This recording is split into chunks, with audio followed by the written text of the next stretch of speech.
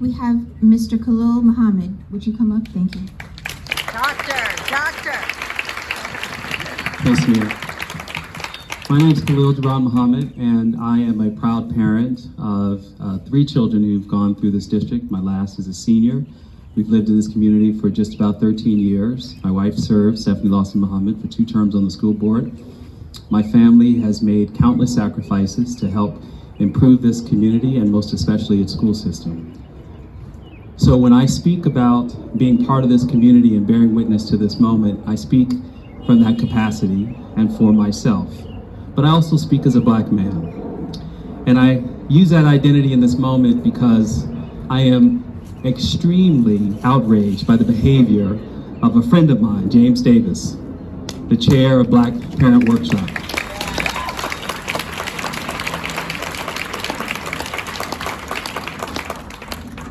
We have been friends. He ran with my wife in an election several years ago, but he is representing an organization at this time that is essentially weaponizing the criminal justice system.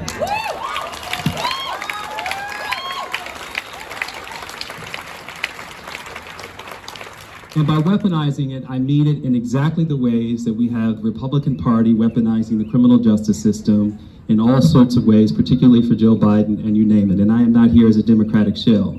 But to bring this down to earth, that is what we're talking about in this moment. Yes.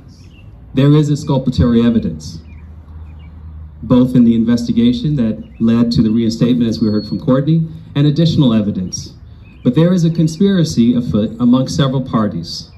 And I speak from this because I've been through this with Black Parent Workshop, with my own wife's experience with this organization.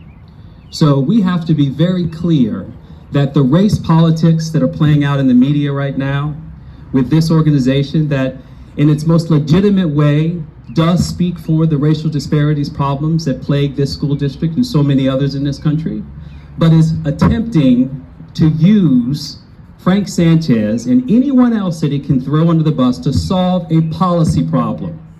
And that is not acceptable.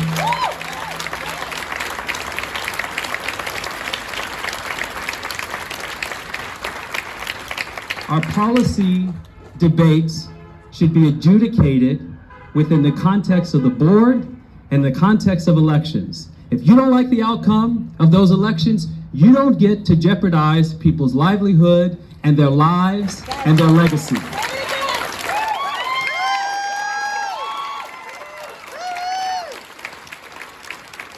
So, just to be clear, do not let James Davis speak for Black people in this community. He certainly doesn't speak for me. And you have every right to ask the same quality of questions that you expect of elected officials at any level in this society, because this jailing thing is not going to end with Frank Sanchez.